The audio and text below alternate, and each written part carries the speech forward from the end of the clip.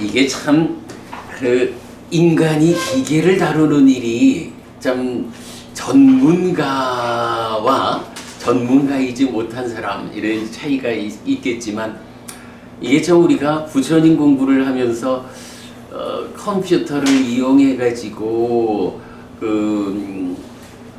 전달하는 일을 같이 하려니까 왜 컴퓨터는 이렇게 하나 해결하면 또 하나가 문제를 일으키고 계속 그럴까요? 이번에 이제 컴퓨터를 우리가 바꿨잖아요. 그러면서 4층 컴퓨터를 이제 새 거로 바꿨다고요. 근데 4층에 있던 걸 3층에 내려놓고 쓰는데 한동안 우리 한 2주인가요? 라이브 방송을 못했어요. 아무리 뭐 이 사람 저 사람 찾아보고 해도 답이 안 나오다가 결국은 4층은 윈도우 11으로 이제 새로 깔렸고 새 거니까 3층은 윈도우 10으로 기존에 깔려 있는 여기에서 오는 충돌 때문에 동기화된 작업에서 문제가 있는 그래서 이제 3층 컴퓨터를 또 돈을 약간 들이고 이러면서 또 작업을 했어요. 그랬더니 이제 실시간 방송은 나가는 거야. 오늘 우리가 3주 만인가 지금 이제 방송은 잘 나가고 있어요. 그랬는데 이제 어저께 손님이 한 분 오셔가지고 그 손님하고 말씀 나누느라고 컴퓨터를 요 3층에서 켰다가 끄는데 또 업데이트 명령이 나오는 거야. 그러니까 자동 업데이트가 됐어. 그게 그냥 일상적으로 하는 자동 업데이트니까 또 했죠. 근데 또 오늘 내려오니까 한글 문서도 싹 사라지고 무엇보다도 카카오톡이 또 지워져 버린 거예요. 그 카카오톡이 또 잘 설치가 안 되네. 잘 모르겠어. 그러다 보니까 오늘은 라이브 방송은 이제 잘 송출이 되고 있는데 우리가 이 공부하는 우리 법부님들한테 이 오늘 수업을 링크를 전달하지 못한 이런 상황이에요. 참 좀 어려워. 하나를 해결하면 하나가 또 생기고 이런 게 이제 사실 중생들의 삶이죠. 우리가 살아가면서 어떤 원하는 것이 있다라고 할 때 법부님 그 문을 좀 닫죠. 지금 요 히터를 우리가 여기만 들거든. 그런 게 중생의 삶인 것 같아. 오늘 아침에도 우리가 아침 독성에서 디가자누경 공부했거든요. 디가자누경이 말하자면 다복하고 풍요로운 삶을 한평생 살고 그리고도 죽은 뒤엔 하늘에 태어나는 방법. 그래서 금생의 이익과 행복을 주는 법, 내생의 이익과 행복을 주는 법을 알려주십시오 라고 할 때 부처님이 내생의 이익과 행복을 주는 법은 이제 기본적으로 믿음과 기와 보시와 지혜라는 4가지 법으로 구성된 게 있잖아요. 이제 그거를 말씀하시는데 금생의 이익과 행복을 주는 법. 그러니까 살아 한평생 다복하고 풍요로운 삶을 살고 그리고 죽은 다음에 하늘에 태어나는 방향성을 확보하는 이제 요런 법으로 4가지를 알려주는데 그게 근면을 갖춤, 보호를 갖춤, 좋은 친구와 사귐, 그리고 4번째가 균형 잡힌 생계 이렇게 4가지로 나와요. 그래서 이제 우리가 보면 이것도 이제 우리가 해간 독성집을 계속 반복해서 공부를 하니까 공부할 때마다 조금씩 내용이 깊어지는 거야. 근면이라고 하면 여태까지 해오던 방식에서 익숙해지고 게으르지 않은 이런 게 기본적으로 근면의 의미죠. 그런데 경에서는 그렇게 익숙하고 게으르지 않은 거에 더해가지고 지금 내가 하는 것이 최선인가라는 검증을 하는 거야. 그래서 최선인가 검증 가운데서 더 나은 성과를 내기 위해서 연구한다. 그래서 제가 세상에 2600년 전에 인도 땅에서 부처님이 제가자들이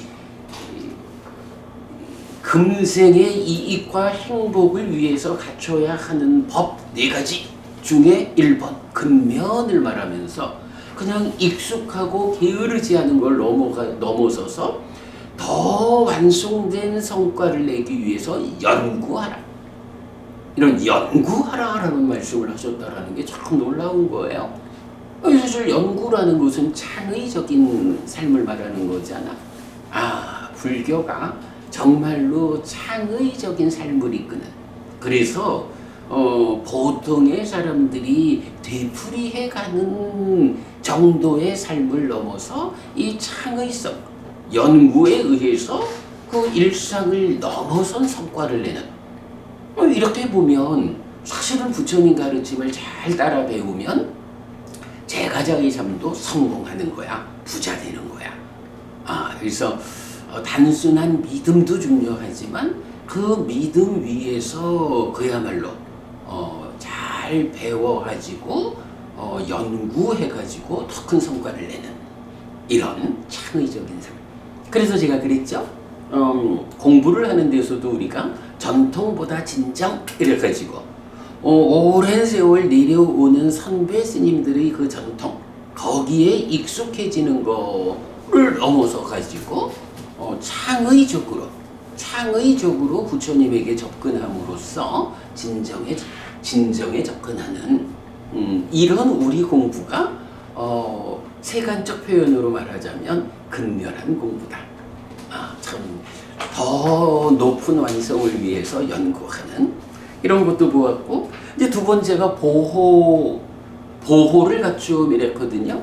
보호라는 게 기본적으로 불이나 물이나 왕이나 도적으로부터, 그리고 마음에 들지 않는 상속인으로부터 내가 법답게 얻은 재물을 지키는 거잖아.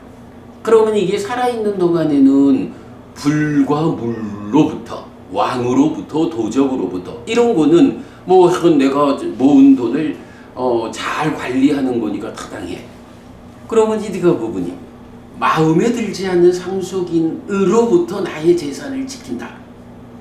이건 무슨 방법이 있어? 상속이라는 거는 내가 죽을 때 남겨놓고 가는 거잖아. 그러면 내가 죽을 때 남겨놓고 가는 거, 이거 법적으로 상속의 권한이 있는 사람이 가져가는 거지, 그걸 지킬 방법이 없잖아. 그런데도 그걸 지키자라고 하면 어찌해야 될까? 라고 해서 제가 오늘 아침에 그 얘기를 했거든. 재산이라는 게 꼭 이렇게 물질적 재산만 있는 게 아니잖아. 우리가 죽을 때 가져가는 7가지 재산도 있잖아요. 그러면 이렇게 물질적으로 있는 이 재산을 어떻게 죽을 때 가져가는 그 7가지 재산으로 바꿔놓느냐. 이게 말하자면 마음에 들지 않는 상속인으로부터 나의 재산을 보호하는 이런 게 될 수 있죠. 물론 우리가 그래도 자식을 놓고 이래 살아가면서 내가 가진 게 있으면 자식한테 물려주고 자식이 넉넉히 살 수 있게, 그거야 부모 자식 간에 당연한 일이지만, 그러나 우리가 조금 더 생각해 보면 마음에 들고 안 들고를 떠나서 내가 한평생 모은 재산을 100% 다 자식만 주고 갈 수 있을까? 일부라도 내가 가져갈 수 있는 재산으로 바꿔서 나도 좀 가져가야지, 이런 생각할 수 있잖아요. 그래서 이제 오늘 아침 내가 정말로 나이가 들고 죽음을 대비해야 하는 이런 시점이 되면 그 재산의 사회 환원이라는 이런 부분에 관심을 좀 가져야겠다. 사회 환원이라는 게 뭐야? 나의 재산을 일부라도 100% 하는 사람도 있지만 솔직히 보면 그건 좀 너무한 것 같아. 그래도 부모 자식이라는 특별한 관계가 있는데, 그러나 얼마라도 내가 사회에 환원한다. 정말로 내가 가진 이 물질적 재산을 좀 보태주면 힘이 되는 이런 곳에 내가 기부를 한다. 그게 사회환원이야. 그거를 불교적 용어로 하면 보시잖아요. 보시라는 게 뭐야? 죽을 때 가져가는 재산이잖아. 그래서 보호를 갖춘다라고 하는 것이 이렇게 사회환원이라는 이 관점에서도 좀 우리가 접근을 해야겠다. 그래서 자식한테 다 상속만 해주고 갈 게 아니라 죽기 전에 정신 맑을 때, 자 아들아 딸아, 내가 내 재산이 100이 있는데 이 중에 너희들한테 얼마를 줄 거고 그 중에 얼마는 내가 가져가야겠다. 가져가는 방법이 무엇이냐? 사회화는 보시로서. 그래서 그 부분이 그죠? 보시가 뭐라고요? 불타는 집에서 꺼내놓은 가재료와 같잖아. 다 불타버리면 안 되잖아. 꺼내놓은 가재료가 나에게 도움이 되잖아. 이런 보시하는 방법으로 재산의 일부는 이렇게 사회환원을 하겠다. 또 이제 사문 바라문에 대한 보시, 이렇게 해서 이 보시의 공덕행으로 바꿔가지고 내가 가져가야겠다. 이 부분에 대해서도 생각하는 일이 필요하죠. 이제 그런 그 보호라는 측면에서 이런 그 가져가는 재산으로 바꾸는 이런 것도 얘기했고, 그리고 이제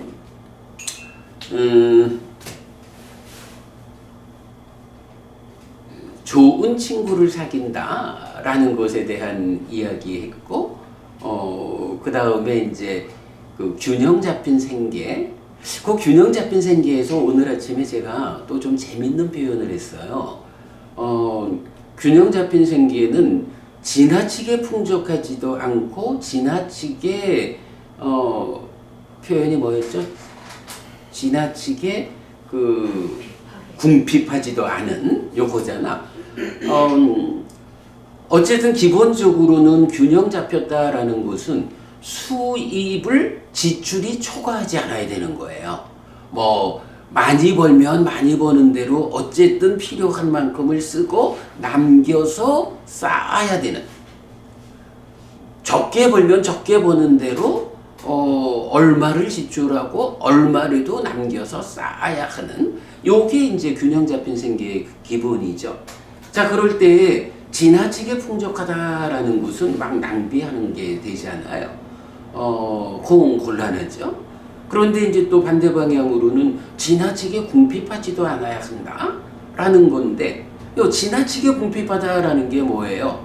굴비 한 마리 걸어놓고 쳐다보면서 밥 먹는 뭐 이런 게 대표적으로 궁핍하게 사는 거야.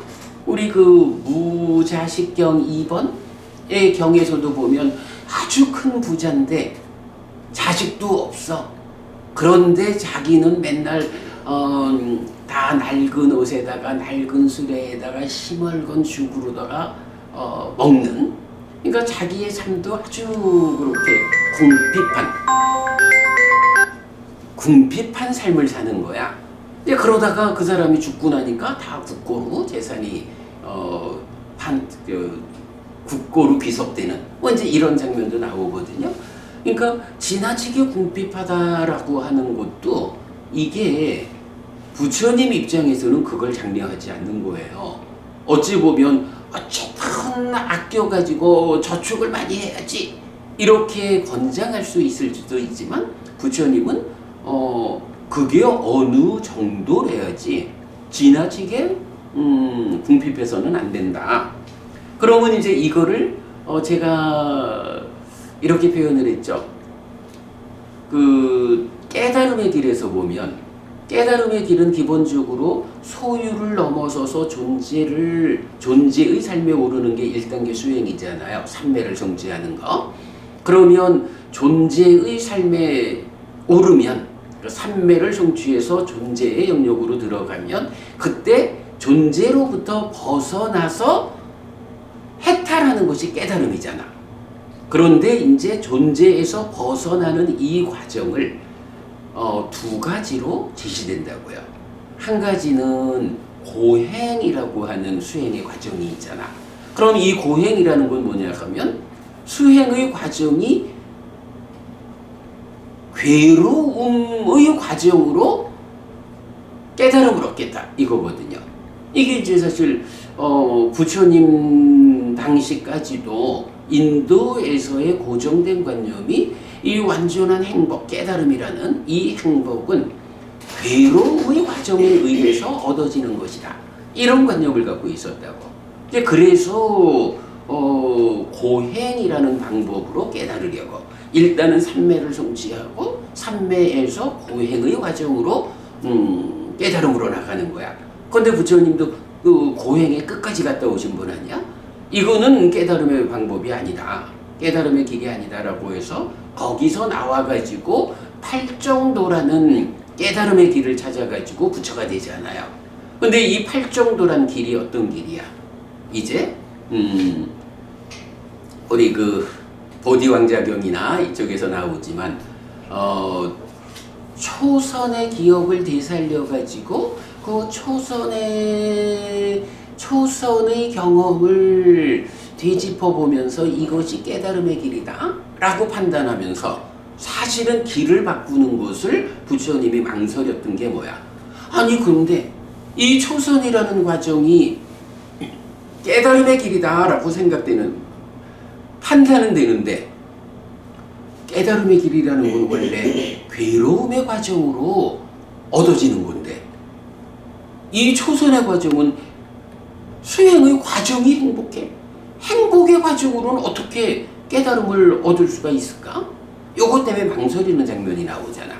그러면서 거기서 아니 그렇다고 해서 내가 소유적인 것도 아니고 불선법도 아닌 이런 행복을 왜 내가 두려워하는가? 라고 해서 거기서 괴로움의 과정을 타파하고 행복의 과정으로 행복을 완성하는 이런 방법을 찾아낸 게 팔정도라고요. 그래서 부처님 깨달음의 길은 괴로움의 과정으로 행복을 완성하는 게 아니고 행복의 과정으로 행복을 완성하는 이런 깨달음이거든. 아침에 이제 그 생각이 든 거야. 아주가 지나치게 궁핍하다라고 하는 게 뭐냐 하면 아니 내가 말하자면 삼매를 닦아가지고 존재의 삶에까지 올랐어. 그래서 말하자면 이제 돈을 버는 거야. 그런데 그 돈을 번 상태에서 어떻게 다음 단계를 나가느냐 하는데 아주 궁핍해. 궁핍하다는 건 달리 말하면 뭐 의식주와 약품이라는 이런 필수품조차도 아껴가면서 이러니까 그 과정은 괴로움의 과정 이렇게 되는 거잖아. 그러니까 지나치게 궁핍하다라는 건 말하자면 커다란 수행의 관점에서 보면 괴로움의 과정으로 행복을 성취하려는 이런 방향성을 제가자의 삶에다가 적용하는 게 되는 거야. 근데 그런 길은 깨달음으로 가는 길이 아니잖아. 그러니까 제가자의 삶에 적용을 해도 이렇게 지나치게 궁핍한 괴로움의 과정으로 가는 거는 온전하게 행복해지는 방법이 아닌 거예요. 그렇다고 지나치게 풍족한 것도 안 되지. 그래서 아소카 부부님 그 부처님이 깨달음 이후 녹야원에 가서 5비구에게 법을 설하려 할 때 5비구들이 뭐라 그래? 부처님이 그 강에 들어가서 목욕하고 우유죽 얻어먹은 요걸 보고는 떠나가서 하는 얘기가 아니 당신은 이미 풍요로운 삶으로 돌아간 사람인데 어떻게 깨달았겠어? 이런 얘기 나오잖아. 근데 사실은 생각해보면 부처님이 뭐 아주 맛있는 음식을 많이 찾아 먹고 좋은 옷을 입고 이래 한 거 아니잖아. 기본적으로 몸이 뒷받침되어야 깨달을 수 있다 이래가지고 지나치게 풍요로운 삶도 아니면서 고행이라고 하는 지나치게 궁핍한 삶도 아닌 적정 수준으로 몸을 유지해 가면서 깨닫기 위한 이 길을 간 거잖아. 지나치게 풍족하지도 않고 지나치게 궁핍하지도 않은 요런 삶을 부처님이 제시하는 게 뭐예요? 바로 깨달음의 길에서 팔정도라고 하는 괴로움이 수반되지 않는 행복의 과정으로 행복을 완성하는 팔정도 중도의 길이잖아. 그러니까 이 팔정도라고 하는 깨달음의 길을 제가자의 삶에 적용을 하면 지나치게 풍족하지도 지나치게 궁핍하지도 않은 이런 삶으로 설명이 되는 거죠. 그게 균형 잡힌 생계 이렇게 이제 설명이 되거든요. 자, 아무튼 그래요. 우리가 이제 약간 이 컴퓨터 얘기하다가 디가자누경으로 와서 금생의 이익과 행복을 가져오는 4가지 법에 대해서 제가 좀 아침 이야기를 좀 반복해 드렸는데요. 어쨌든 저는 오늘 아침에 우리가 독송하고 보충 설명한 디가자누경 이 경이 금생의 이익과 행복, 내생의 이익과 행복 요래 나오지만 내생의 이익과 행복을 위한 4가지 법은 우리가 일상적으로 말하는 거고 그 중에 금생의 이익과 행복을 위한 다복하고 풍요로운 삶을 살기 위한 이런 방법을 4가지로 부처님이 가르쳐주고 있다. 그거 우리가 공부를 하면 할수록 그 말의 의미를 조금씩 더 깊이 있게 발견하게 된다. 이제 이렇게 저는 하여간 다시 한번 정리하자면 이건 정말 굉장히 중요한 주제야. 근면을 갖춘다라는 데서 연구하는 창의적인 삶을 살아야 한다 말씀하는 거. 보호를 갖춘다라는 데서 물질적인 재산을 그대로 두고 죽으면 다 상속하고 마는 거야. 죽기 전에 우리가 현명한 시각으로 자식들하고도 잘 의논해가지고 일부는 내가 가져가는 재산으로 바꿔가지고 가지고 가야지. 이런 보시의 공덕행. 그리고 좋은 친구에 대한 이야기는 따로 뺐고 이 균형 잡힌 생계라는 측면에서 아주 풍족하지도 아주 궁핍하지도 않은 요 측면에서 괴로움의 과정으로 깨달음을 얻으려는 그 고행자의 고행자의 길을 제가자의 삶에 적용하지 말고 행복의 과정으로 행복을 완성하는 팔정도라고 하는 이 부처님 깨달음의 길을 제가자의 삶에 적용한 그래서 아주 궁핍하게 살려 말고 나도 살아가면서 좋은 옷 입고 좋은 거 먹고 좋은 거 입고 좋은 집에 잠자고 좋은 약으로 몸을 보호하고 이런 의식주와 약품이라는 4가지 필수품에서 나 자신을 궁핍하게 하지 않는 거요. 현숙법부님 그렇지 않을까? 어쨌든 내가 살아가면서 나도 좀 잘 먹고 잘 입고 잘 자고 잘 보호받아야지 뭐. 남들 생각만 하고 살 수는 없잖아. 분명히 부처님은 그런 이야기를 하고 있다고. 그래서 어저께 독송한 배운 사람의 행위경에서도 이 돈을 어떻게 지출하는 것이 잘 배운 사람의 경우에 맞는 지출이냐라고 할 때도 일단 법답게 얻은 돈을 가지고 1번 나를 행복하게 하고 부모님, 가족을 행복하게 하고 주변 사람을 행복하게 하고 이런 돈을 가지고 나와 관계된 사람들의 행복을 지켜준다라고 할 때 첫 번째가 뭐냐 하면 나의 행복부터잖아. 이거 이기적이라고 하는 건 다른 거예요. 그죠? 이기적이라는 거는 자기 혼자 행복하려 하고 남의 행복을 지켜주지 않는 거잖아.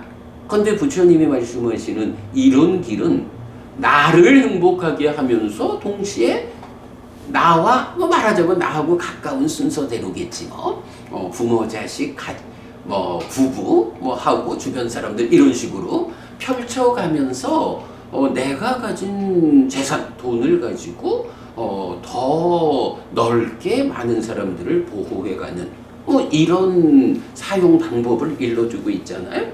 어쨌든 거기에서도 첫 번째가 뭐냐 하면 나를 행복하게 하는 거야. 영숙 부부님 저기 식사 잘해요. 맛있는 거 먹고 좋은 옷 입고 좋은 집에 잠자고 아프면 좋은 약 먹고 이거를 흉봐서는 안 되는 거야. 내가 정당하게 벌은 돈이다 라고 할 때는요. 자, 우리 그렇게 얘기를 좀 하다 보니까 아침 공부까지 갔다 왔고요. 자, 교재 들어가도록 하겠습니다.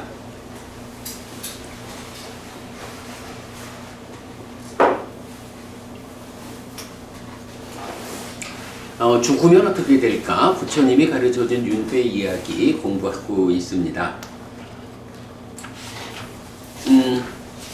지금 우리가 제3부 윤회의 제3장 몸으로 간다 태어남에서 이제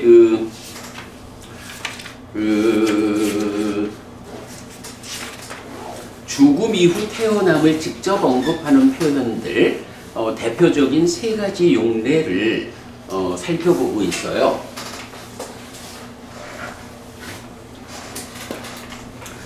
그래서 세 가지 문장의 용례를 보는데 첫 번째 용례가 첫 번째 문장이 몸이 무너져 죽은 뒤로 나타나는 용례, 그리고 두 번째가 갈 곳은 어디이고 내세에 태어남은 어디입니까? 라는 문장, 그리고 세 번째가 운반되듯 지옥에 놓인다, 운반되듯 천상에 놓인다.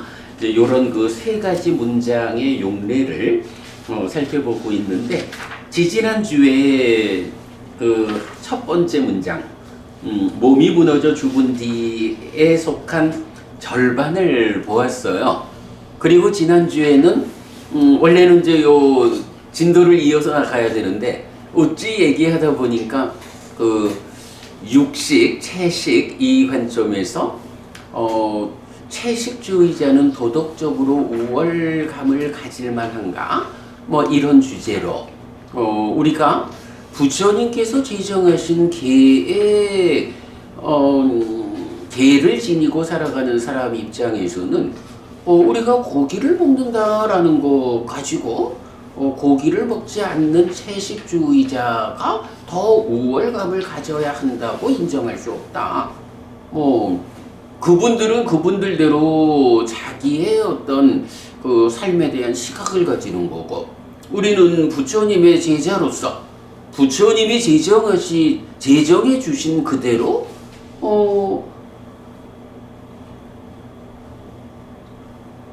보고 듣고 의심되지 않는 세 가지 고기를 먹는 것은 어차피 마음이 떠나고 나면 이 육체는 남의 음식이 되는 거, 이게 부처님의 관점이고 사실은 중생들의 세상에서의 이 원리인 거죠. 그래서 그 부분에 전혀 우리가 불편할 이유가 없다. 심지어는 이제 이어가지고, 그렇다면 식물도 생명인데 왜 식물을 먹는 데 대해서는 문제를 삼지 않는가?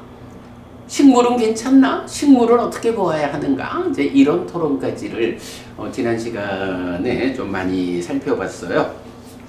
그래도 진도는 못 나갔지만 중요한 주제에 대해서 지난주 잘 짚어봤고요. 자, 이제 오늘은 보니까 사실 많은 설명 없이 책을 쭉 읽어 나가면 좋겠다 싶은 부분이에요.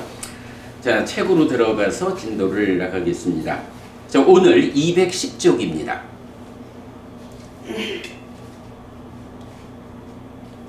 자, 210쪽 7번, 제일 아래 7번부터 오늘 공부할 순서입니다. 7. 몸이 무너져 죽은 뒤 좋은 곳에 태어나는 경우만을 설명하는 유사한 구문들도 있습니다. 1. 그러니까 이제 이게 계속 쌍으로 몸이 무너져 죽은 뒤에 천상에 태어난다, 지옥에 태어난다 하는 게 천상에 태어난다는 얘기가 조금 더 많지만 거의 비슷비슷한 분량이 있는데 이제 그 가운데 그 차이 나는 부분이 있는 거야. 그래서 여기서는 몸이 무너져 죽은 뒤 좋은 곳에 태어나는 경우만 말하는 경들. 1. 안구따는 이카야 다섯의 모음 32 쭌디경은 삼보에 귀의하고 5개를 지키는 사람은 까야사 베다 파랑 마라나 수가땡 예와 우파 파짜띠 몸이 무너져 죽은 뒤에 오직 좋은 곳에 태어난다 라고 합니다.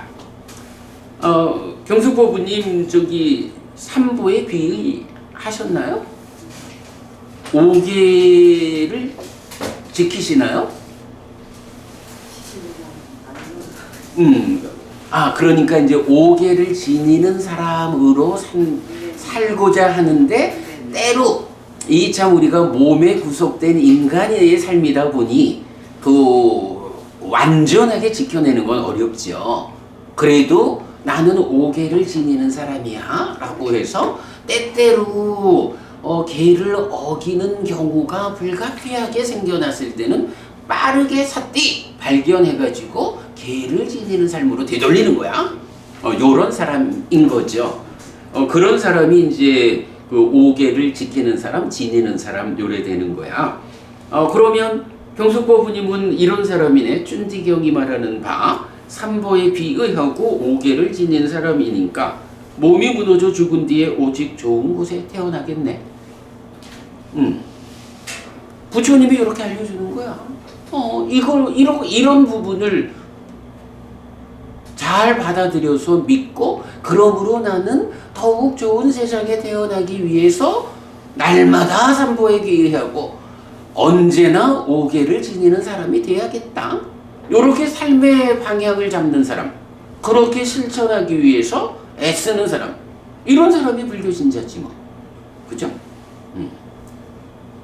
2번 디가니까야 19번 15 마하고인다경 마하고인다의 출가 48번 상류다 57번 사함바띠 범천경 안구따라 니카야 다섯의 모음 192 도나바라문경 7의 모음 66 7개의 태양경은 까야사 베다 파랑 마라나 수가띵 브라흐마로 깡 우파파짜띠 몸이 무너져 죽은 뒤에 좋은 곳 범천의 세상에 태어난다 라는 경우를 설명합니다.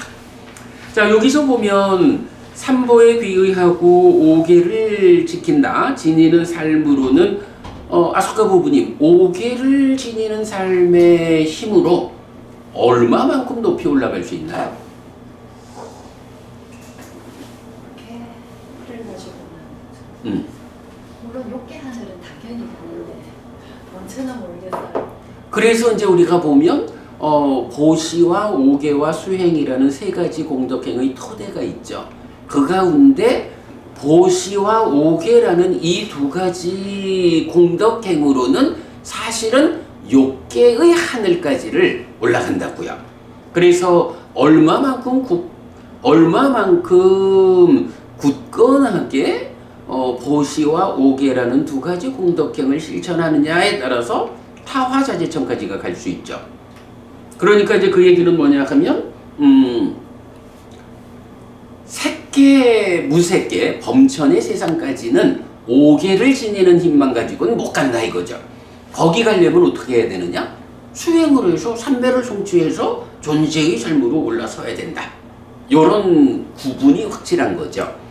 자, 그렇다면 쭌디경에서는 삼보에 귀의하고 5개를 지키는 사람 오직 좋은 곳에 태어난다 라고 했는데 요 좋은 곳의 범위는 인간으로 복된 인간으로 태어났거나 아니면 6개의 하늘에 태어난다 이런 얘기가 되겠죠. 그런데 이제 2번에 있는 마하고인다경 내지 7개의 태양경은 몸이 무너져 죽은 뒤에 좋은 곳에 태어난다라는 것을 하나의 서술을 더 붙인 거죠. 범천의 세상에 태어난다.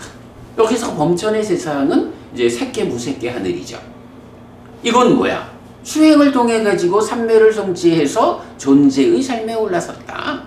이런 이야기가 포함되어 있는 거죠. 그런 이제 차이가 좀 있어요. 자, 그 다음에 이외에 유사한 형태를 가지는 용례들도 있습니다. 디가니까야 13.6 삼명경 아찌라와티 강의 비유 와세타여 바라문이 행해야 하는 법을 버리고 바라문이 행하지 않아야 하는 법을 수용하는 그 삼명 바라문들이 5가지 장애에 의해 덮여 있고 장애받고 있고 장막에 가려져 있고 복개되어 있기 때문에 몸이 무너져 죽은 뒤에 범천의 동료로 태어날 것이다 라는 그런 경우는 없다. 이건 뭐죠?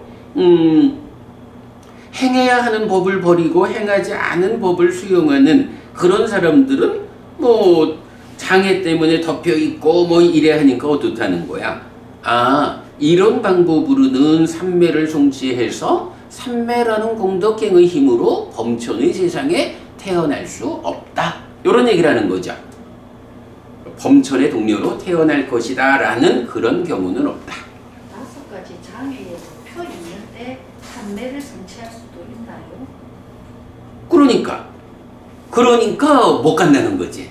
근데 삼명, 여기서 삼명은 힌두교에서 말하는 삼명이니까. 그렇죠. 여기는 이제 여기서 삼명은 그러니까 경에서 때 위자라고 해서 삼명이 나타나면 2가지로 봐야 하는 거예요. 그러니까 힌두교의 바라문들 이야기를 할 때는 세 가지 베다에 능통한 바라문 요거고 이제 불교로 보면 숙주명, 천안명, 누진명, 삼명, 아라한 이렇게 쓰는 삼명이니까 그 2가지 중에 어떤 건지는 문맥에서 확인을 해야 되죠. 무슨 말씀? 아니 그 외도들도 일단 새끼로 갔다는 말은 5가지 장애는 버렸다는 얘기일까요? 5가지 장애가 완전히 버려졌다라고 하면 예류자잖아. 그렇게 5가지 장애를 버린다라는 것이 완전히 버려져 가지고 뿌리 뽑혀 가지고 예류자가 되는 벗어남의 영역에 들어가는 것은 불교 안에서 가능하고 그러나 그렇게 뿌리 뽑히지 않고 표면적인 삶에서 장애를 제거하고 삼매에 올라가는 이거는 뭐 얼마든지 가능한 거죠. 그러니까 외도의 수행자들도 비비상처까지를 가는 거잖아. 다만 벗어나지 못하는 이 문제가 있죠. 그러니까 딱가 밖의 상황에서 성과를 내면 올라가는 거야. 딱가 안에서 그 뿌리를 뽑는 일이 함께 가야 벗어나는 거야. 요런 관점. 그래서 우리가 수행은 늘 올라가는 수행과 벗어나는 수행 요런 구분을 하는 거죠. 근데 이제 5가지 장애만 가지고 제가 생각을 해보니까 이것도 이제 그러니까 뿌리를 뽑지는 못했다. 뭐 그렇게 보시면 되죠. 자, 그 다음에 이어지는 그 삼명경에서 범천의 세상에 이르는 길의 가르침. 지배하는 자인 그 비구가 몸이 무너져 죽은 뒤에 소유욕이 없는 범천의 동료로 태어날 것이다 라는 경우는 있습니다. 여기서 소유욕이 없다라는 거니까 욕계를 넘어선 이런 상태를 지시하겠죠. 그러니까 욕계를 넘어섰으니까 색계 무색계 범천의 세상 이렇게 되는 거 그런 경우는 있다. 그러니까 앞에 거 13.6은 이래 가지고는 범천의 세상으로 못 가 요거고 13.8은 이래 하면 범천의 세상으로 가 이런 얘기죠. 그 다음에 디가니까야 17.15 마하수다사나경 범천의 세상에 태어남경 범천의 세상에 태어남 또는 마찌마니카야 83 마가대화경은 그는 사범주를 닦아서 몸이 무너져 죽은 뒤 범천의 세상에 태어났다. 사범주는 뭐죠? 사범주. 요거 그 한자를 보면 4가지 성스러운 머문 요 정도의 의미가 되죠. 뭐죠? 사령처. 아니죠. 사범주. 요건 이제 자비시사 사무량심을 닦는 거를 그러니까 자, 메따, 까루나, 무디따, 오페카, 자비시사 이 4가지 마음을 닦는 수행을 경은 그러니까 이 원어가 두 가지로 나와요. 하나는 사무량심, 네 가지 한량 없는 마음을 닦는다 이렇게 나오는 거고, 하나는 네 가지 성스러운 머움이다. 자애라는 성스러운 머움. 이렇게 그래서 사무량심과 사범주가 똑같이 자비희사이다라는 거 분명히 알기로 하고요. 그러니까 자비희사 사무량심을 닦으니까 이건 당연히 범천으로 이끄는 길이죠. 그 다음에 이제 큰 3번 정거전의 신으로 태어나는 사람들, 그래서 불한자, 범부들과 공통되지 않음 이랬어요. 그래서 앙구타라 니까야 네세 모음 124번 다른 점경, 요거는 사선 네 가지 선 위에서의 관찰이고, 126번 자해경 2번 사무량심 위에서의 관찰 이랬는데, 요거는 우리 독송집에서 자주 말하는 거죠. 그리고 요거 어떤 경우죠?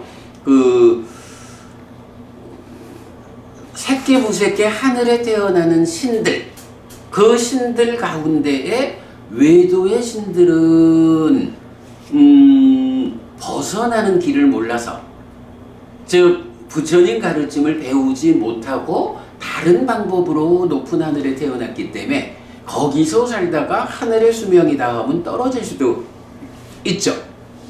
그러나 부처님의 제자들은 어때요?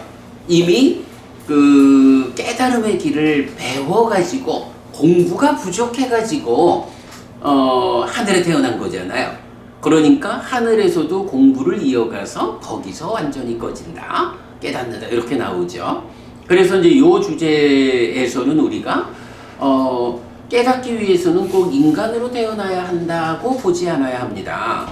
어쨌든 우리는 열심히 부처님 공부를 하고 이 공부의 힘으로 깨닫지 못하면, 깨달아 윤회에서 벗어날 수 없다면 1차적으로 하늘에 태어나야 합니다.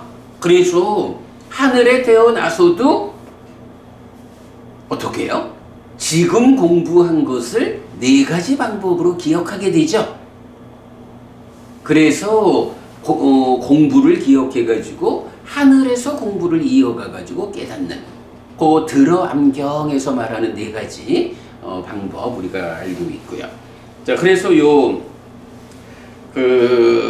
다른 점경과 자해경 2번은 이제 바로 그런 이야기를 들려주고 있죠. 자, 그 다음에 4번 보시로 인한 태어남. 앙구타라 니까야 7의 모음 52 큰 결실이 있는 보시경, 보시하는 마음의 단계적 지향을 통해 4대 왕천으로부터 범신천에 이르는 7가지 태어남을 설명함 이랬어요. 보시를 하고 또 5계를 지키는 삶을 함께 살아가는 거죠. 그럴 때 이 보시를 어떤 마음으로 보시를 하느냐, 실천하느냐에 따라서 사왕천에 태어날 거냐, 내지 타화자재천에 태어날 거냐, 그리고 여기서는 범신천에 태어나는 것까지 나오죠. 아소카 부모님, 어떤 경우에 범신천에 태어나죠?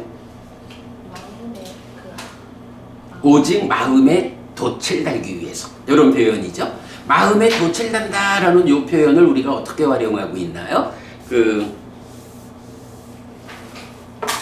불교인문 1에서 이렇게 우리가 열반으로 나아가는 인생항로를 그리면서 보시에 돛을 달고 이래 하죠. 그래서 단지 마음을 장엄하기 위해서 그러니까 마음을, 그러니까 어떤 보시의 성과를, 커다란 공덕이 있기를 바라는 이 마음을 다 넘어서 가지고 오직 이 마음을 장엄하기 위해서, 마음을 청정히 하기 위해서 요런 마음으로 보시를 한다 하는 건 뭐예요? 그건 이미 수행을 통해서 탐진치를 제어하는 이런 과정이 함께하고 있는 거죠. 그래서 보시를 통해서 범신천에 이른다라는 이 경우는 보시 자체의 힘으로 간다라는 게 아니고, 그런 수행이 함께하는 보시의 힘으로 색계하늘 범신천에 태어나는 이제 그걸 말해주고 있고요. 사실은 먼저 이런 내용이 우리 이 불교 입문 이 책에서 아주 상세하게 잘 소개되어 있죠. 그 다음에 5번 앙구타라 니카야 여덟의 모음 36번 공덕의 결실을 있게 하는 토대경에서 보시로 만들어진 공덕의 결실을 있게 하는 토대, 계로 만들어진 공덕의 결실을 있게 하는 토대, 수행으로 만들어진 공덕의 결실을 있게 하는 토대. 요게 뭐야? 세 가지 공덕행의 토대에서 보시와 계와 수행 이렇게 나오는 거죠. 그랬을 때 이 경은 수행으로 만들어진 공덕의 결실을 있게 하는 토대 없을 때, 그러니까 수행은 못하지만 이제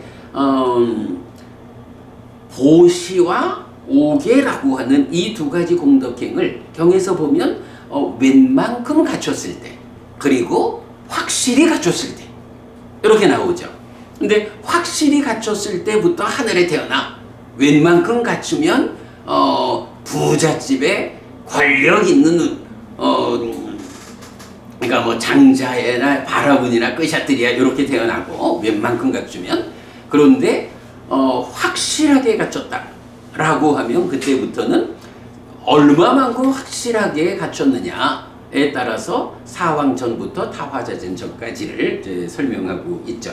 그렇게 이제 8개로 나타나요. 다만 수행이라는 공덕행이 받쳐주지 않으니까 6개의 6하늘에 태어나는 것이 한 개다 이렇게 나오죠. 그래서 아까 아소카 부부님 질문했던 거죠. 어쨌든 5개라는 이 한 개는 6개다. 수행이 받쳐주지 않으면 색계라는 높은 하늘로는 못 간다 라는 거. 자, 그 다음에 6번 8요소를 갖춘 포사를 주제로 하는 경들. 앙구타라 니카야 세세모음 71번 포살경, 8의 모음 41번 간략한 포살경, 42번 상세한 포살경. 요 상세한 포살경을 우리가 독송집에 담아서 계속 독송하고 있고요.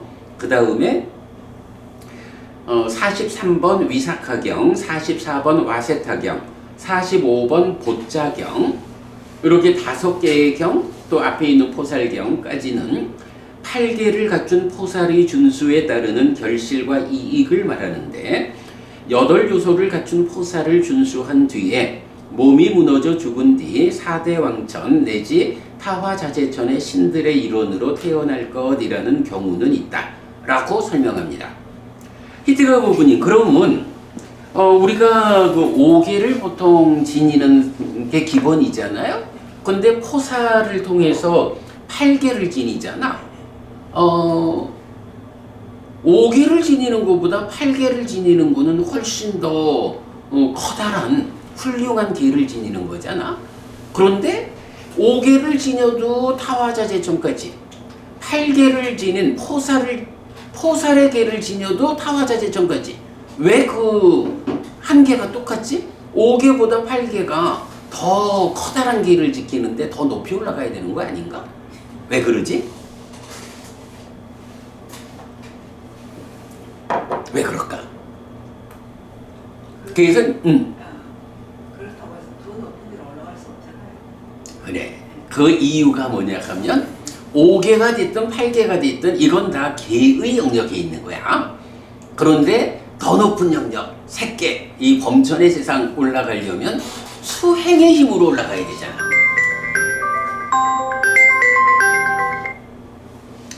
그래서 5개나 8개나 차이는 있어도 타화자재천을 한 개로 한다.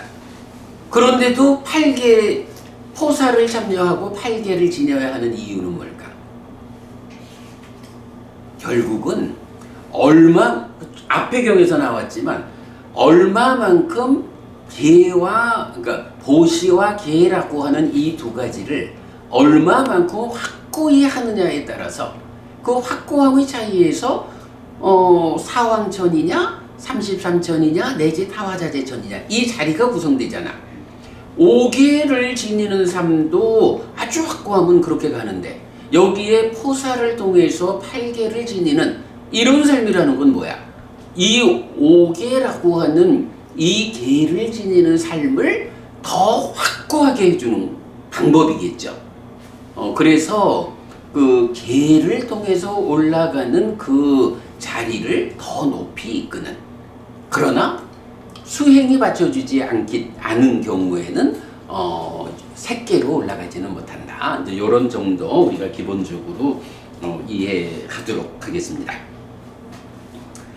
그리고 안구따라 니까야 아홉의 모음 18번 아홉 요소의 포살경은 8개의 준수 외에 사무량심 수행을 더해 아홉 요소를 갖춘 포살을 설명합니다. 그럼 사무량심 수행이 더해졌다라는 건 뭐야? 이제 타화자재천을 넘어서서 색계 하늘로 올라가는 이제 그런 이야기가 되겠죠. 자, 그 다음에 7번. 몸이 무너져 죽은 뒤에 마음에 드는 몸을 가진 신들의 동료로 태어나는 8가지 법. 그래서 8의 모음 이제 이어지는 46번 아누루다경, 47번 위사카경 2번, 48번 낙굴라 맞다경, 그리고 5의 모음 33번 우까하경은 마음에 드는 몸을 가진 신들의 동료로 태어나는 5가지 법. 이 5가지 법이 무엇입니까? 경숙법부님, 우까하경에서 마음에 드는 몸을 가진 신들의 동료로 태어나는 5가지 법을 말하고 있거든. 이 5가지 법 뭐야? 모르지? 나도 못 외우거든? 그러면 요거 어떻게 알아야 되겠어? 경을 찾아봐야. 경으로 가보면 되지 뭐. 그지? 우리가 이렇게 어떤 주제마다 경을 정확하게 소개하는 이유가 뭐냐 하면 이거를 이 자리에서 다 알자라고 하면 경을 다 만들려면 책이 뭐 이만큼 돼도 못하지 뭐. 그러니까 이런 경이 이런 주제를 설명합니다 라고 우리가 알 수 있으면 이제 우리 어떤 홈페이지가 있나요? 스타.kr이 있잖아. 스타.kr 가가지고 제시된 경 번호로 찾으면 경을 볼 수가 있죠. 그렇게 공부하면 되겠고, 여기서는 약간 좀 특별하게 이렇게 신은 신인데 어떤 신입니까? 마음에 드는 몸을 가진 신, 이렇게 좀 특별한 신이 언급되고 있다. 뭐 그렇게 보면 되겠고요. 자, 그 다음에 8. 반면에 마츠마 니카야 54 뽀달리아 경은 몸이 무너져 죽은 뒤에 비참한 존재가 예상되는 조건을 설명하는데 생명을 해치지 않음에 의지하여 생명을 해침을 버려야 한다 라고 말한 것은 무엇을 연하여 말했습니까? 여기 장자여 성스러운 제자는 이렇게 숙고합니다. 어떤 족쇄들을 원인으로 나는 생명을 해치는 자가 될 것이다. 나는 그 족쇄들을 버린 뒤에 물러남을 위해 실천한다. 내가 만약 생명을 해치는 자라면 생명을 해침을 조건으로 나 자신도 나를 비난할 것이고 생명을 해침을 조건으로 나를 알고 있는 현명한 자들도 나를 비난할 것이다. 생명을 해침을 조건으로 몸이 묻어져 죽은 뒤에 비참한 존재가 예상된다. 생명을 해침은 족쇄이고 장애이다. 그러나 이렇게 번뇌와 걱정과 열기를 생기게 하는 조건인 생명을 해침을 피한 자에게는 번뇌와 걱정과 열기가 없다 라고 생명을 해치지 않음에 의지하여 생명을 해침을 버려야 한다 라고 말한 것은 이것을 연하여 말했습니다. 의 형태로 1. 생명을 해치지 않음에 의지하여 생명을 해침을 버려야 한다. 2. 주어진 것을 가짐에 의지하여 주지 않는 것을 가짐을 버려야 한다. 3. 진실을 말함에 의지하여 거짓을 말함을 버려야 한다. 4. 험담하지 않음에 의지하여 험담하는 행위를 버려야 한다. 5. 애착과 망 없음에 의지하여 애착과 망을 버려야 한다. 6. 비난과 다툼 없음에 의지하여 비난과 다툼을 버려야 한다. 7. 화와 절망 없음에 의지하여 화와 절망을 버려야 한다. 8. 오만하지 않음에 의지하여 오만을 버려야 한다의 8가지입니다. 자, 요 내용 보면 어때요? 1부는 5계에 속한 것이기도 하고 10선업에 속한 것이기도 하죠. 그러니까 5계에 어긋난 삶을 5계를 지킴으로써 피하고, 그 다음에 10악업을 행하는 것을 10선업을 실천하는 것으로서 피해야 하고, 요런 의미죠. 그리고 이제 그런 거 외에 이제 또 뒤에 몇 가지는 뭐 애착과 망이라든가 비난과 다툼 뭐 요렇게 이제 나오지만 결국은 다 그 10악업, 10선업 요 커다란 범위에서는 그 안에 들어간다. 이렇게 보면 되겠죠. 그래서 악업을 버리고 선업을 짓는. 그래서 이제 이게 포탈리아 경은 결국 몸이 무너져 죽은 뒤에 비참한 존재가 예상되는 조건 이래가지고 바로 5계에 어긋나게 살아가는 거, 그게 뭐야? 몸이 무너져 죽은 뒤에 비참한 존재가 예상되는 조건이야. 10악업을 짓는 거 뭐야? 그게 그런 거야. 그리고 애착과 망, 비난과 다툼, 화와 절망, 오만, 이런 것들이 다 그렇게 몸이 무너져 죽은 뒤에 비참한 존재가 예상되는 행위들인 거야. 그거를 이렇게 반대로서 피함으로써 몸이 무너져 죽은 뒤에 비참한 존재로부터 탈출하는 요런 주제를 포탈리아 경이 말하고 있죠. 자, 그 다음에 9번. 한편 아라한의 죽음에 대해서는 몸이 무너진 뒤 생명이 끝나면 기뻐하지 않는 모든 느낌은 오직 여기에서 차가워질 것이다 라고 꿰뚫어 안다 라는 차별된 형태를 보여줍니다 했는데, 요거 맞지만 니까야 140 요소의 분석경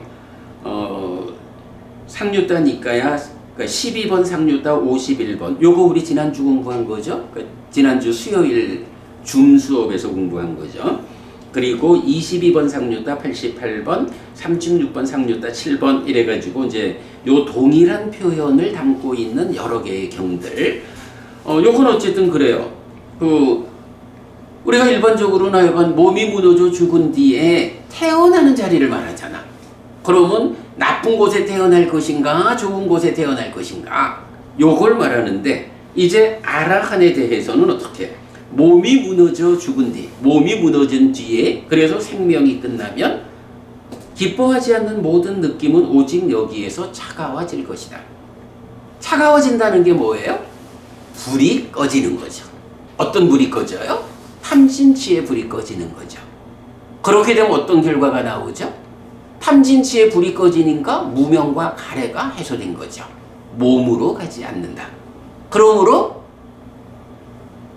부정적 업에 의해서 나쁜 곳으로 가는 것도 넘어서고, 긍정적 업에 의해서 좋은 곳에 가는 것도 넘어서서 태어나지 않는 이런 완성을 아라한의 죽음에 대해서는 그렇게 표현하고 있다.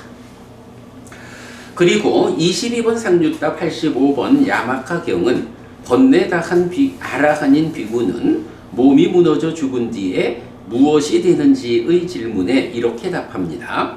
도반이여, 색은 무상합니다. 무상한 것은 고이고 고인 것은 소멸하고 줄어들었습니다. 수상행들 식은 무상합니다. 무상한 것은 고이고 고인 것은 소멸하고 줄어들었습니다. 색수상행식 5원이 뭔가요? 꽃경에서 가르쳐주는 바로는 세상에 있는 세상의 법들이잖아. 그죠? 세상에 있는 세상의 법들이니까 사성제가 말하는 고성제, 오치온고, 그걸 말하는 거죠. 그러면 그 모든 것들이 소멸하고 줄어들었다. 번뇌당한 아라한인 비구가 죽은 다음에 어떻게 됩니까? 하면 어떤 사람들은 무여, 아무것도 없는 무로 돌아가는 거, 이렇게 말하는데, 부처님이 말하는 이 깨달은 경지, 요거는 아라한이 죽음 이후에 무로 돌아가는 게 아니야. 우리가 아무것도 없는 상태가 되려고 노력하는 거 아니라고.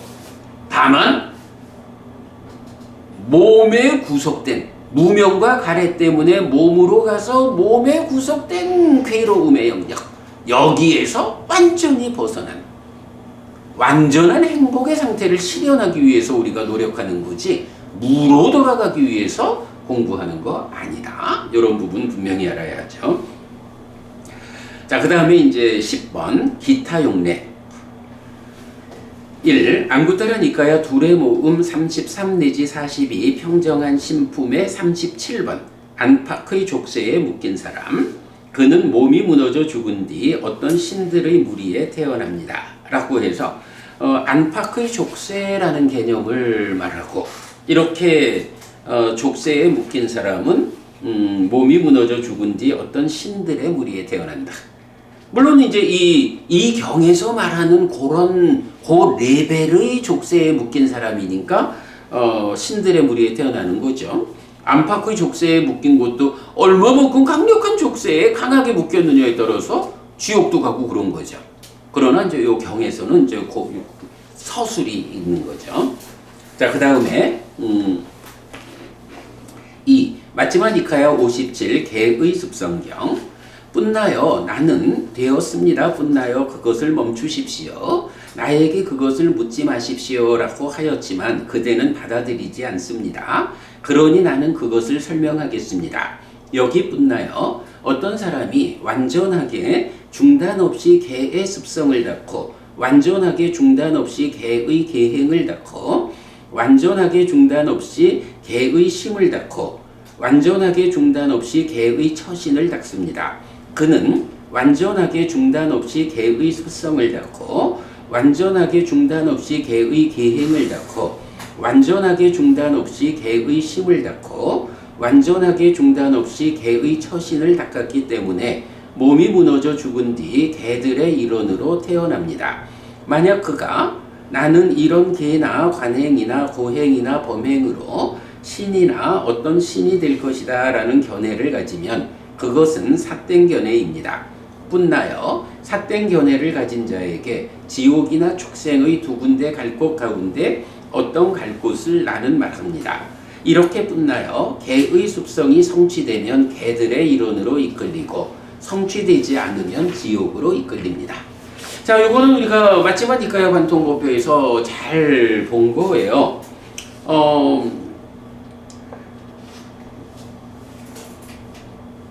개의 습성경. 여기에서 보면 이제 개의 습성을 가진 사람과 소의 습성을 가진 사람 두 사람이 부처님을 찾아온 거예요.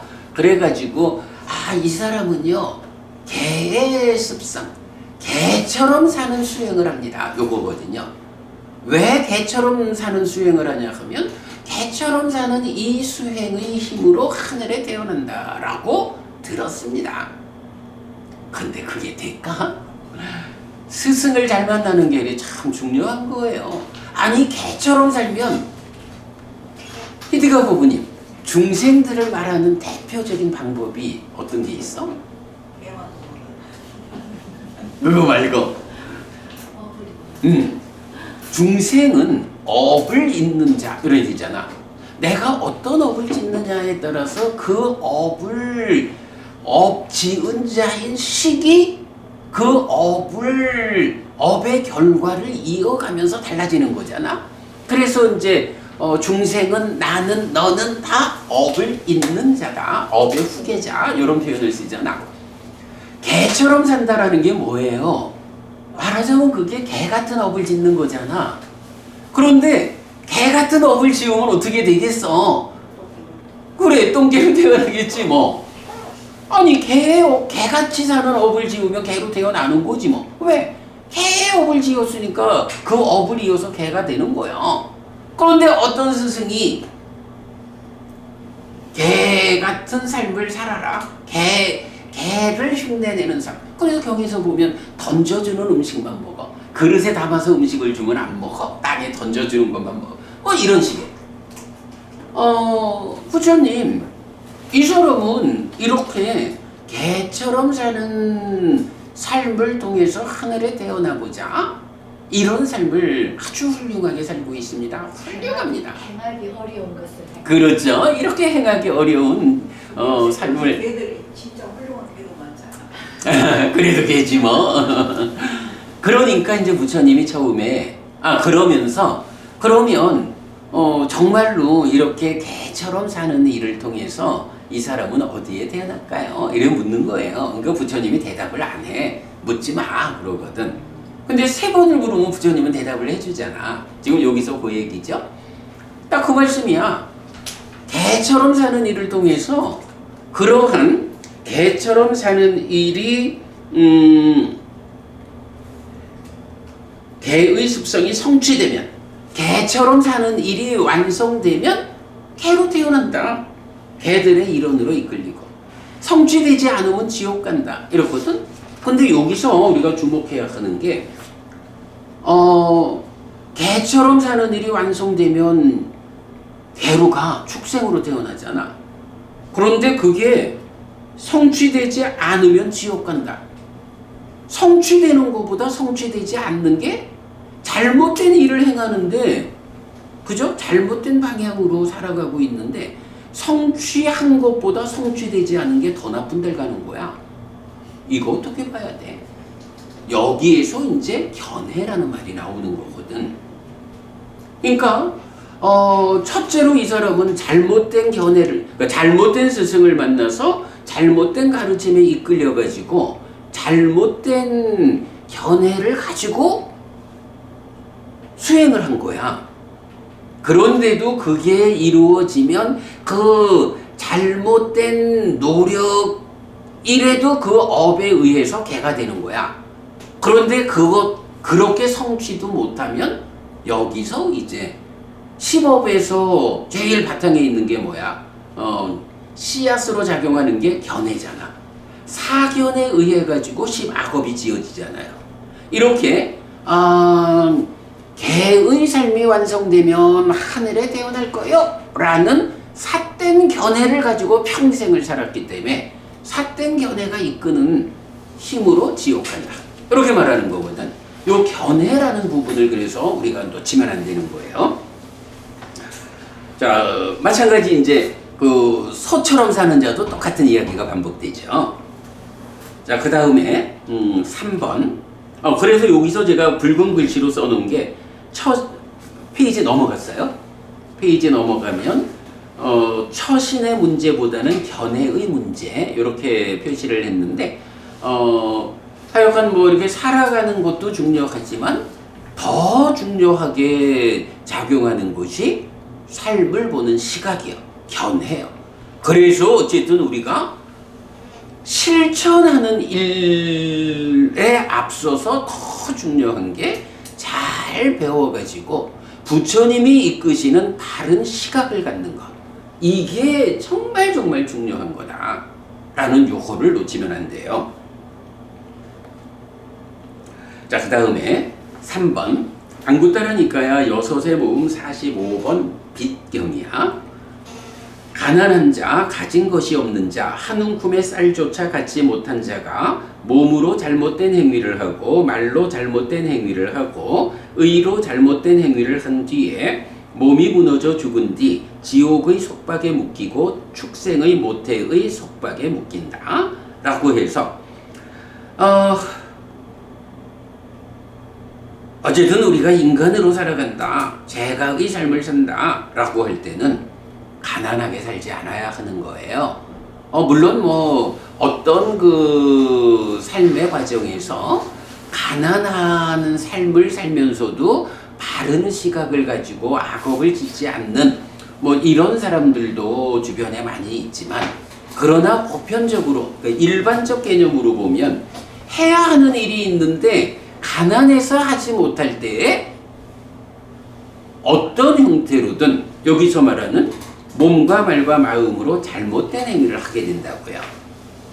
가능한 한 가난하게 살면서 우리가 마음을 잘 다스려 가지고 요렇게 하는 거는 좀 더 수행자적인 입장으로 봐야 하고, 기본적으로는 가난한 자, 가진 것이 없는 자, 한 움큼의 쌀조차 갖지 못한 자, 3일을 굶어 보라지 도둑질 안 할 놈이 있나?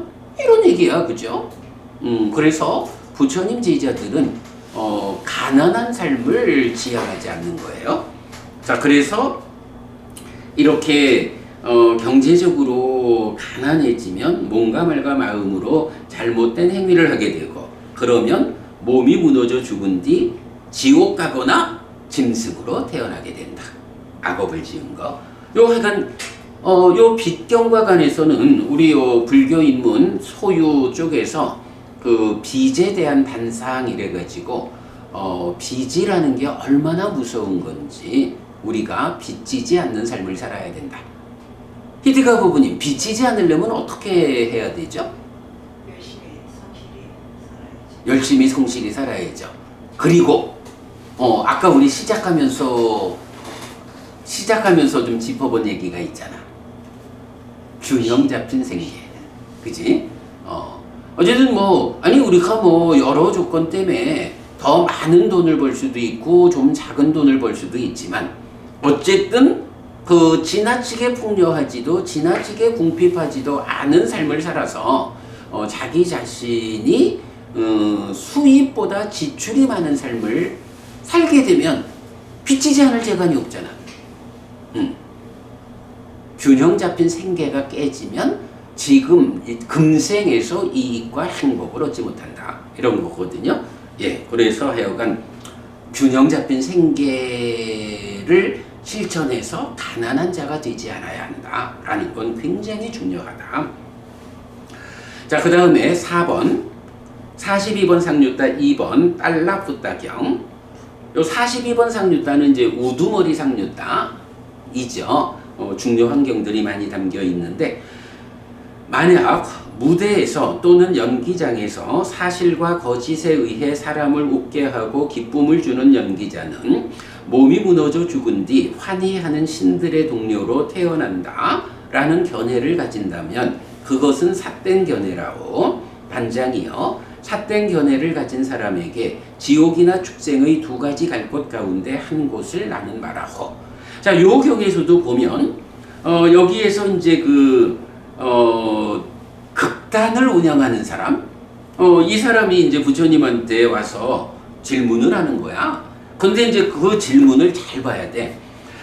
요즘 말로 하면 배우, 탤런트, 가수 이런 연예인이 되는 거야. 그러니까 여기서 무대에서 또는 연기장에서 사실과 거짓에 의해. 응? 공연장. 어쨌든 좋아. 이건 공연장, 하여간 다. 그래서 기본적으로 이제 요새 말하는 연예인들, 요런 개념으로 봐야 되겠죠. 이런 연예인들을 운영하는, 요즘 이걸 뭐라 해? 무슨 소속사? 엔터테인먼트 이래. 이 사람이 와가지고 질문을 하는 거야. 근데 그 질문의 내용이 이렇게 우리가 연기자로 살면 하늘에 태어난다라고 들었습니다. 이렇게 말하는 게 아니고,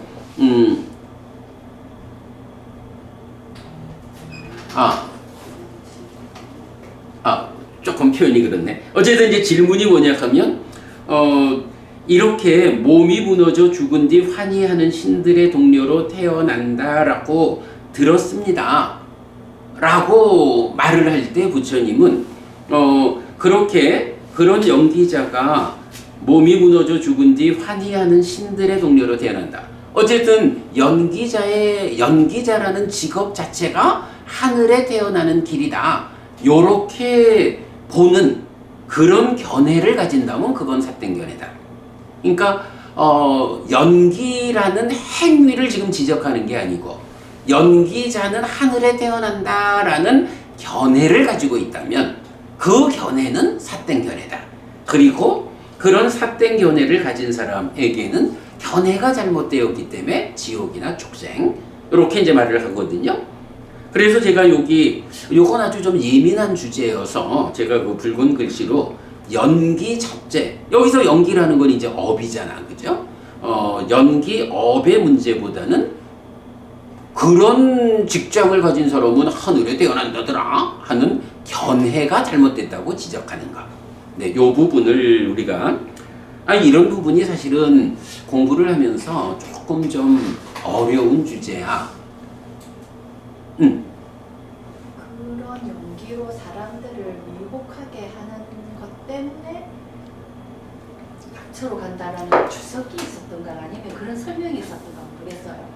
있어요. 이제 그렇게 설명이 되어 있는데 그러다 보면 이게 지금 어떤 문제가 되냐 하면 이런 이야기가 부처님 당시에만 적용되고 지금은 적용 안 되는 게 아니잖아요. 그러면 지금도 우리 사회에 아주 그 선망받는 직군이야 연기자라는 게 탤런트든 배우든 뭐 가수든 또 개그맨이든 굉장히 그 우리 사회에 큰 영향력을 가지고 그 선망받는 직업인데 그 선망받는 직업을 가진 사람들이 그 사람이 개개인적으로 착한 사람이든 악한 사람이든 상관없이 지옥 가야 된다 이런 얘기가 돼버린다고. 그렇게 주석된 대로 보면 그죠? 그래서 내가 이 부분을 자꾸 지적을 하는 거야. 여기서는 연기라는 행위 업의 문제가 아니라 그 연기자가 되면 하늘에 태어난다며요 라는 견해를 지적하고 있는 거다. 요거는 분명히 경의 내용은 그래요.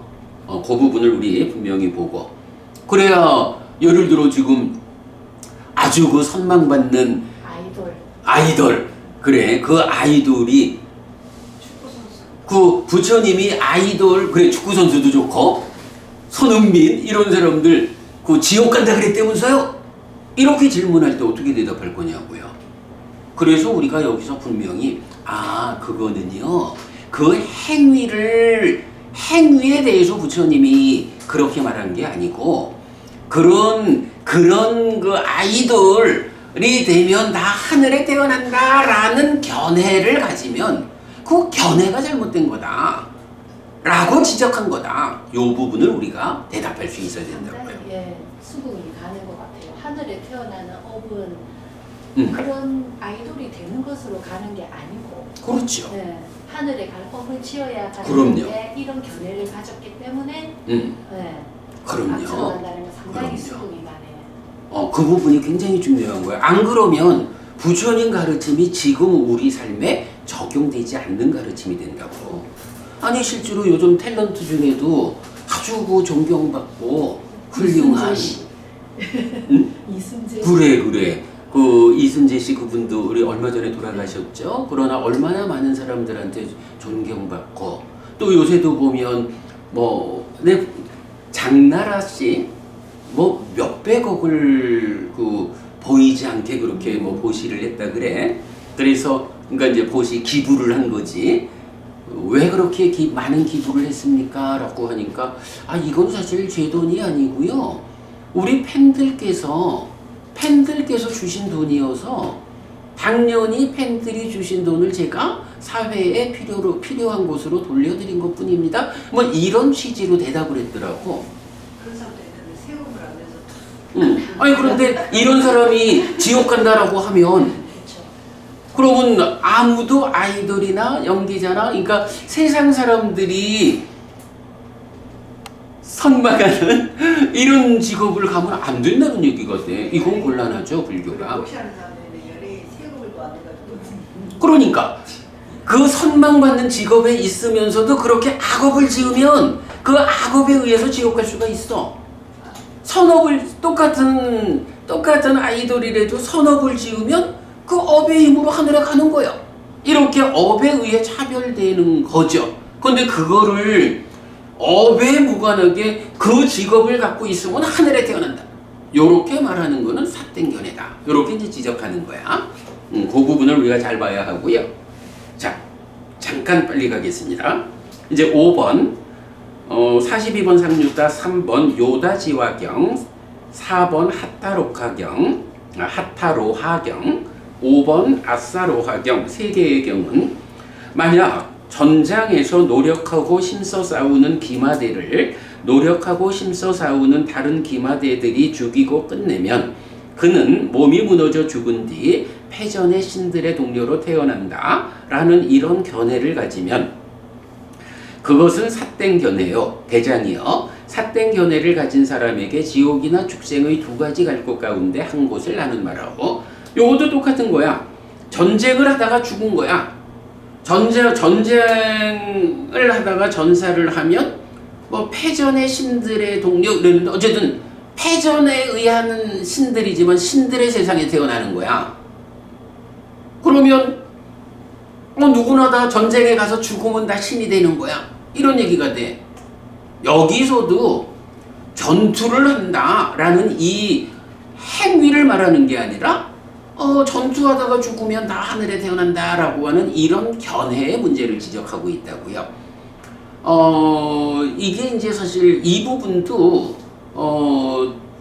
그 연기자라는 직업과는 다르게 그 뭐 전쟁에 나간 거니까 살생을 하는 이런 부분으로 이제 많은 경우를 문제 삼지만 이 부분은 우리가 좀 더 고민을 연구를 해야 하는 부분인데, 그렇다고 제가 자기 삶에서 나라를 지키기 위해서 전쟁에 나가는 국방의 의무를 다하는 이거를 무조건 악업이다 이렇게 말할 수는 없는 거거든요. 국가유공자죠.